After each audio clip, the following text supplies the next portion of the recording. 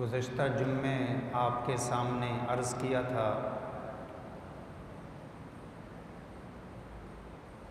हुज़ूर अकरम सल्लल्लाहु अलैहि वसल्लम की सीरत मुबारका, इसको हम तरतीब से और तफसील के साथ इसको बयान करेंगे। रबीउल अव्वल के साथ इसकी तखसीस नहीं होगी।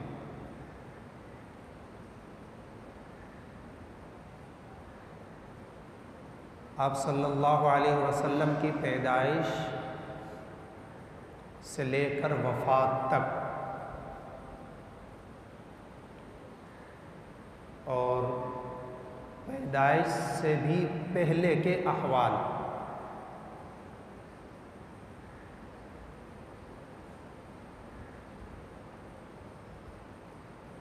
और ख़ास तौर पर हुजूर की पैदाइश से क़बल के जो अहवाल हैं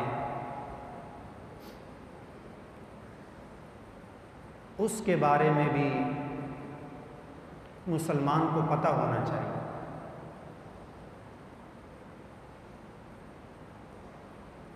कैसे लोग थे, हुजूर की आमद से क़बल क्या अहवाल थे, हुजूर की आमद के बाद उनमें क्या तब्दीली आई। और ये अल्लाह ने कुरान में भी जिक्र फरमाया, हुवल्लज़ी बअसा फिल उम्मिय्यीन। अल्लाह वो ज़ात है जिसने नबी ऐसी कौम में भेजा जो अनपढ़ थे, लड़ाकू, अनपढ़।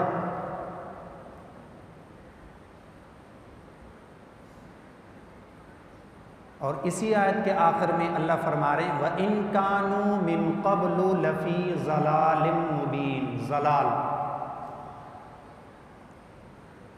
नबी से जो पहले वाली ज़िंदगी थी अरब की,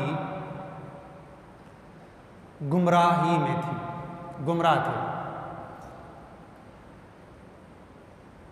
एक दौर आया, दरमियानी दौर गुमराही का।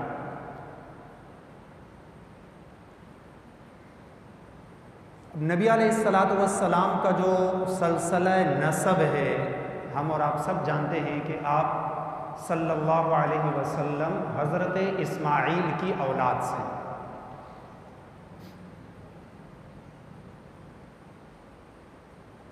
वैसे तो हज़रत इस्माईल फिर हज़रत इब्राहीम, आप सल्लल्लाहु अलैहि वसल्लम का जो नसब है, जो ज़िक्र है किताबों में या जो महफूज है, वो तो हज़रत आदम तक है।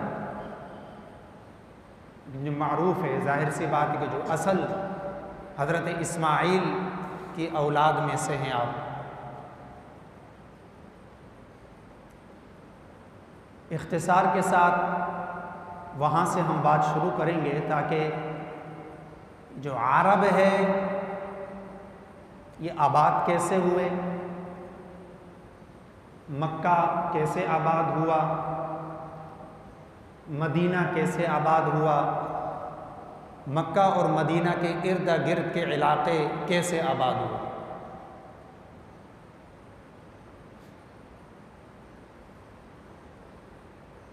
अरब की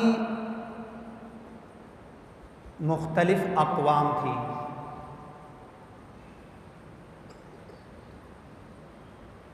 एक अरब वो थे जो बादिया कहलाते थे, असल अरब। उनका ज़िक्र कुरान में भी है, जैसे कौम आद है, कौम समूद है, कौम शुएब है, कौम लूत वग़ैरह है। ये अरब कौम थी और यही सरज़मीन अरब में, इसके इर्द गिर्द के इलाक़ों में ये लोग आबाद थे।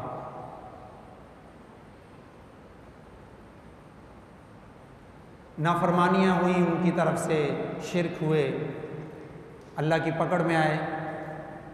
वो कौम ख़त्म हो गई।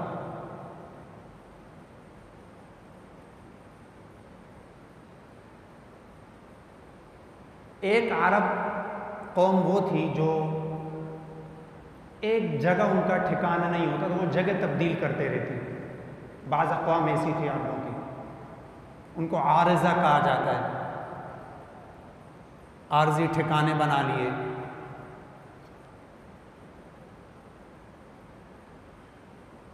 और एक अरब कौम वो बनी मुस्तअरबा, जिसको कहते हैं कि वो खुद असलन अरबी नहीं थे, उन्होंने अरबी किसी और से सीखी, अरबों के साथ रिश्ते कायम किए, फिर उनकी नस्लों में अरबी जो है वो पैदा हुए।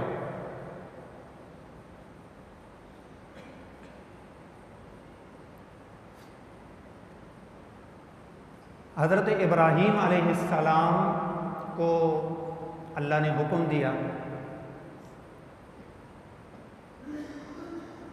चूँकि अल्लाह रब्बुल इज़्ज़त को अपने नबी को भेजना मकसद था दुनिया में और इस इलाक़े में भेजना था। अल्लाह ने हुक्म दिया इब्राहीम को अपनी अहलिया को मक्का की वादी में छोड़ दें। कोई नाम भी नहीं था उस वक्त। अल्लाह रब्बुल इज़्ज़त के हुक्म पर अमल करते हुए हज़रत इब्राहीम अलैहिस्सलाम अपनी अहलिया को और अपने मासूम बच्चे को इस्माइल को इस वादी में लेकर आ गए।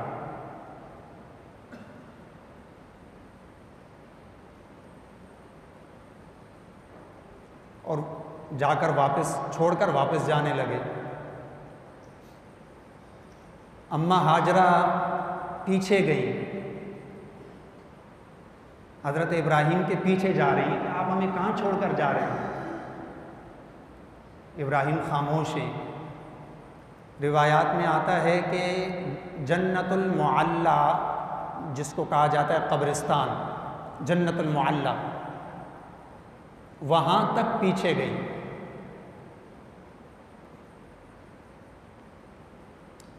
ये जो जन्नतुल मुअल्ला कब्रिस्तान है, ये असल में एक वादी थी। मुअल्ला आला अरबी में कहते हैं ऊंची जगह को, एक होता है असफल निचली जगह, एक होता है आला ऊंचा मकाम, जैसे हमारे यहाँ भी है।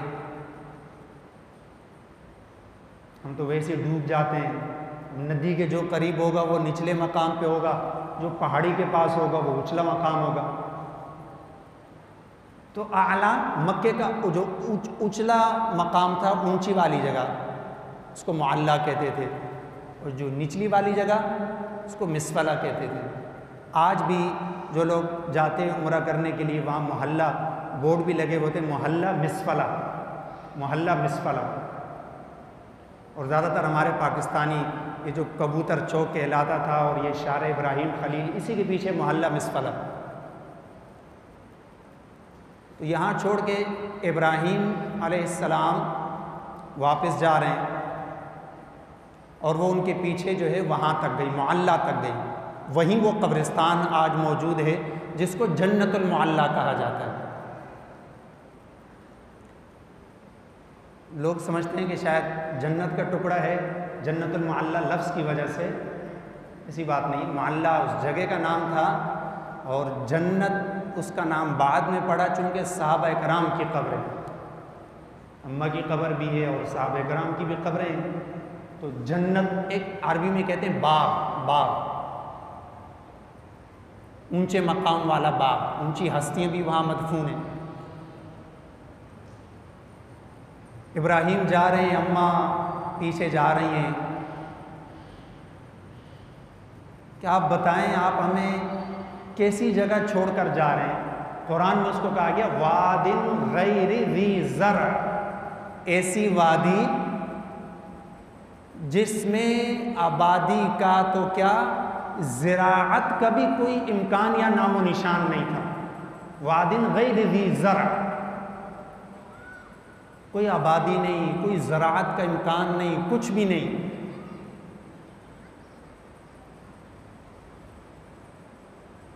अम्मा हाजरा ने फिर ये पूछा कि आप इतना बता दें, अल्लाहु आमुरु का बिहादा, क्या आपको अल्लाह ने ये हुक्म दिया है या आप मुझसे नाराज हैं कि आप हमें छोड़कर जा रहे हैं?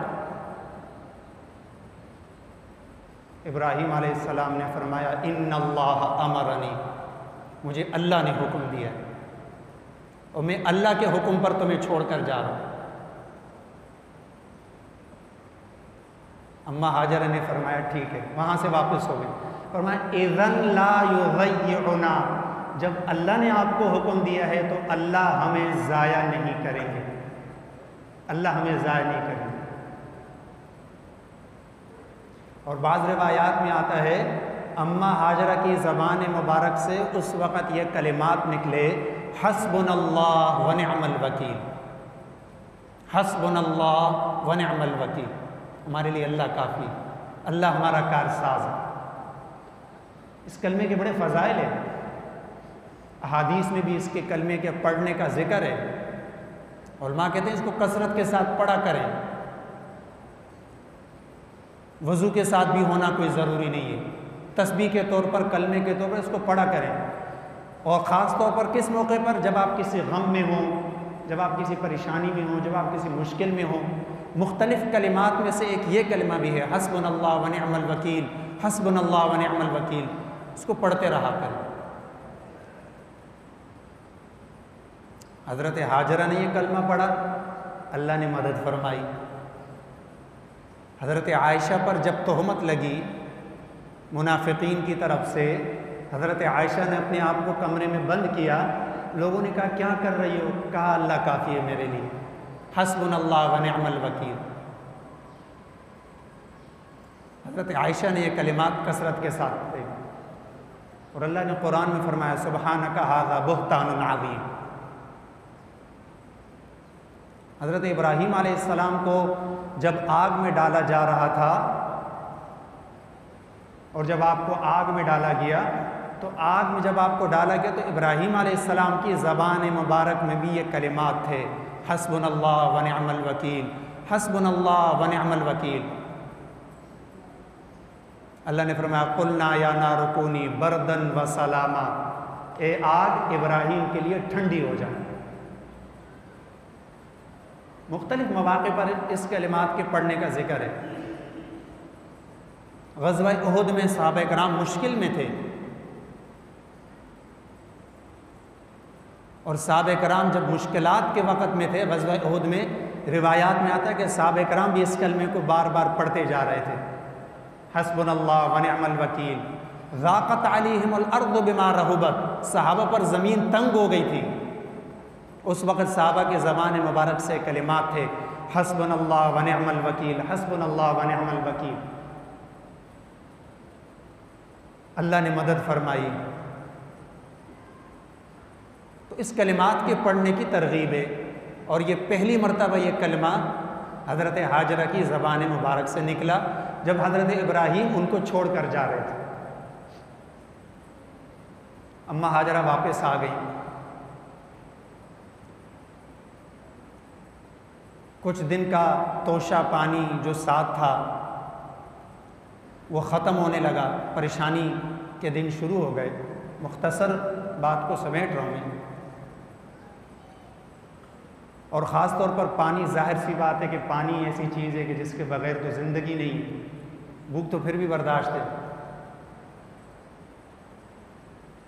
अब अम्मा हाजरा जो है वो देख रही हैं कि पानी ख़त्म हो गया है, इस्माइल रो रहा है और पाँव मार रहा है, और अम्मा हाजरा जो है वो पानी की तलाश में, बेचैनी के आलम में कभी एक तरफ जा रही हैं, कभी दूसरी तरफ जा रही हैं।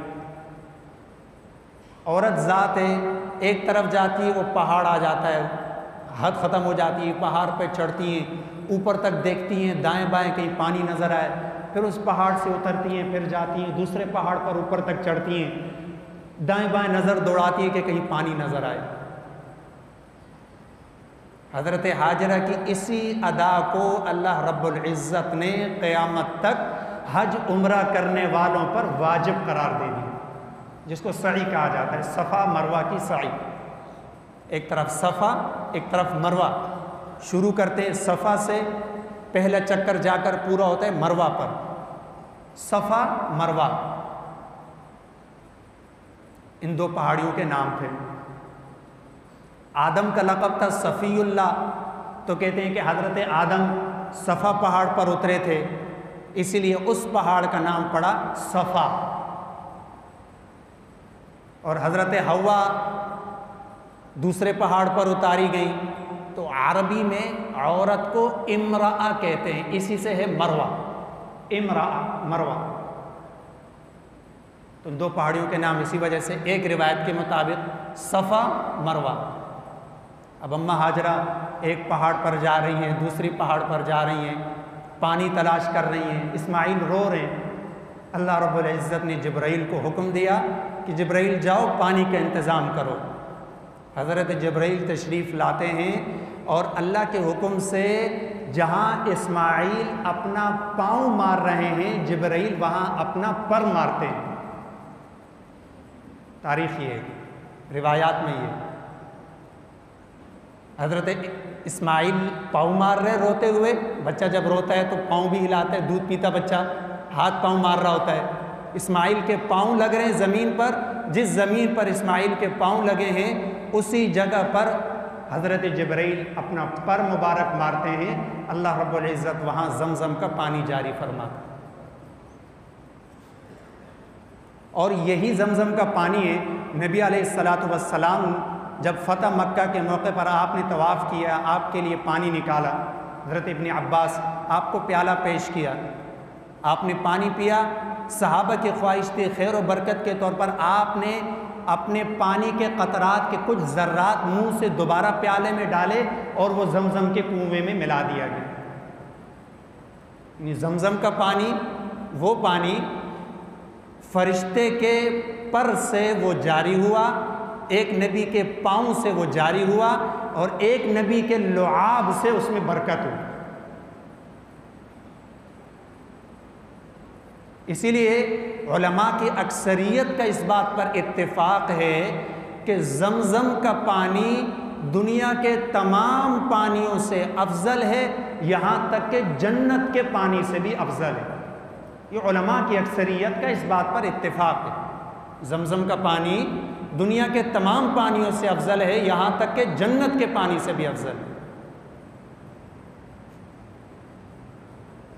इसलिए कि जिब्राइल के पर मुबारक से वो जारी हुआ, इस्माइल के पाँव मुबारक से वो जारी हुआ और नबी अलैहिस्सलातु वस्सलाम के लुआब मुबारक से उसमें बरकत आई और अल्लाह का हुक्म उसमें शामिल। पानी निकालने वाले अल्लाह की ज़ात। उलमा एक दलील इसकी ये भी देते हैं कि देखिए, जब नबी अलैहिस्सलातु वस्सलाम को मेअराज कराया गया और मेअराज कराने से पहले आप जानते हैं कि हज़रत जिब्राइल तशरीफ़ लाए, शक़्क़ सदर का वाक़या हुआ, नबी अलैहिस्सलातु वस्सलाम का सीना मुबारक खोला गया, दिल बाहर निकाला गया, जिब्राइल तशरीफ़ लाए, बाकायदा बाईपास हुआ। सब कुछ जिब्राइल आसमान से लेकर आए, सब कुछ जन्नत से लेकर आए, सुई धागा भी जन्नत से लेकर आए, तश्तरी भी जन्नत से लेकर आए।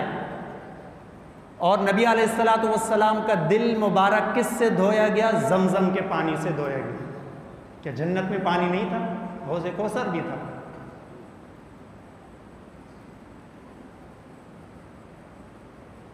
गोया कि अफजल रसूल का अफजल दिल अफजल पानी से धोया गया, वरना पानी भी जन्नत से आ सकता था। इसीलिए उलमा ने कहा है कि ज़मज़म की ये बरक़ात हैं कि ये रूए ज़मीन के तमाम पानियों से अफजल है, खैर व बरकत वाला है, बाइस शिफा है, यहाँ तक कि जन्नत के पानी से भी अफजल है।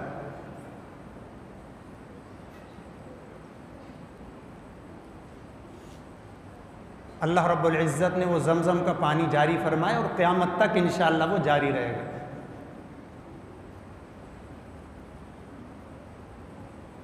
इत्तिफाक ऐसा हुआ कि यमन मक्का के कुछ करीब है, ज़्यादा दूर नहीं है, जैसे आज भी आप देखें ना, एक टकराव की कैफियत बनी हुई है। बॉर्डर लगता है सऊदी अरब और यमन का। यमन में एक कबीला आबाद था, कबीला जुरहम, और ये भी अरब कबीला था। जैसे मैंने अरबों के कबाइल का जिक्र किया, तो ये अरब आरिज़ा कहलाते थे, जो मुख्तलिफ़ जगह हिजरत करते रहते थे। जहाँ इनको हालात, आबो हवा, पानी, ज़राअत मैसर आ गई, वहीं अपना कबीला ले जाते। तो यमन में ये मुख्तलिफ़ कबाइल आबाद थे अरबों के, और वहाँ उसकी वजह ये थी कि वहाँ एक बड़ा डैम था। अब तो डैम बाकायदा बनाए जाते हैं, पहले ज़माने में तो ऐसा होता था कि एक पहाड़ की ढलान होती, वहाँ एक डैम की शक्ल बन जाती। सद अरबी में कहते हैं बंद को, जैसे हम कहते हैं बंद, पंजाब के इलाकों में भी बंद बांधे जाते हैं आबादी को रोकने के लिए। तो सद मआरिब यमन में, आज भी वो जगह है यमन में, सद मआरिब एक डैम था, वो बंद था, उसके पीछे बहुत पानी, उससे जो है वो कबीले जुरहम वाले अपनी पानी की ज़रूरियात पूरी करते। वो डैम को जो है वो बारिश भर देता, डैम टूट गया। जब डैम टूट गया तो जाहिर सी बात है कि पानी फैल गया। पानी फैल गया तो इफादियत ख़त्म हो गई, फिर तो पानी वो काम का भी नहीं रहता, वो ज़मीन उसको जज़्ब कर लेती है। कबाइल ने वहाँ से हिजरत करना शुरू की, और मुख्तलिफ़ कबाइल मुख्तलिफ़ इलाक़ों में चले गए। कबीले जुरहम वाले ये हिजरत करते करते मक्का के करीब पहुँचे। इनको फ़िज़ा में परिंदे उड़ते हुए नज़र आए, कबीले जुरहम वालों को। उन्होंने कहा तलाश करो, परिंदे घूम रहे हैं तो मतलब कुछ ना कुछ है, यहाँ पानी भी होगा, क्योंकि परिंदे वहीं घूमते हैं जहाँ कुछ ना कुछ होता है। तलाश किया तो पता चला कि ज़्यादा तो कुछ भी नहीं है। एक खातून है, वो हैं, उनका एक बच्चा है, और क्या कहते हैं, उन्होंने झोंपड़ा खैमानुमा अपना बनाया हुआ है, और साथ ही एक कुआं है, पानी निकला हुआ है वहाँ पर। कबीले जुरहम वाले वहाँ आ गए और अम्मा से इजाज़त तलब की, हम मुसाफिर लोग हैं, हम कबीले वाले हैं, हम यहाँ आबाद होना चाहते हैं, हमें पानी की भी ज़रूरत पड़ेगी। अम्मा हाजरा तन्हा थी, कहा ठीक है आप यहाँ रहें, आबाद हो, यहाँ पर पानी इस्तेमाल करें, लेकिन पानी के मालिक आप लोग नहीं होंगे। पानी इस्तेमाल कर सकते हैं, मिल्कियत नहीं हो सकती। और कहा कि पानी को आप यहाँ से ले जा नहीं सकते। आबाद हो गए कबीले जुरहम वाले वहाँ पर। तो इस तरह मक्का की आबादी जो फैली, या मक्का जो आबाद हुआ, सबसे पहले वो कबीले जुरहम वालों की वजह से आबाद हुआ। और उससे पहले हज़रत हाजरा और हज़रत इस्माइल, और कबीले जुरहम वाले जो है वो अरब आरिज़ा थे, जो एक इलाक़े से दूसरे इलाक़े में, फिर तीसरे इलाक़े में। हज़रत इब्राहीम और हज़रत इस्माइल अरबी नस्ल नहीं थे। हज़रत इब्राहीम, हज़रत इस्माइल अरबी नस्ल नहीं थे। हज़रत इस्माइल ने अरबी ज़बान और हज़रत हाजरा ने अरबी ज़बान सीखी कबीले जुरहम वालों से। कबीले जुरहम वाले यहाँ आबाद हो गए। हज़रत इस्माइल जवान हुए, 16 साल की इनकी उम्र हुई तो हज़रत इस्माइल की शादी अम्मा हाजरा ने कबीले जुरहम में करा दी, जो कि अरबी कौम थी, अरबी कबीला था। कबीले जुरहम वालों में हज़रत इस्माइल की शादी हो गई।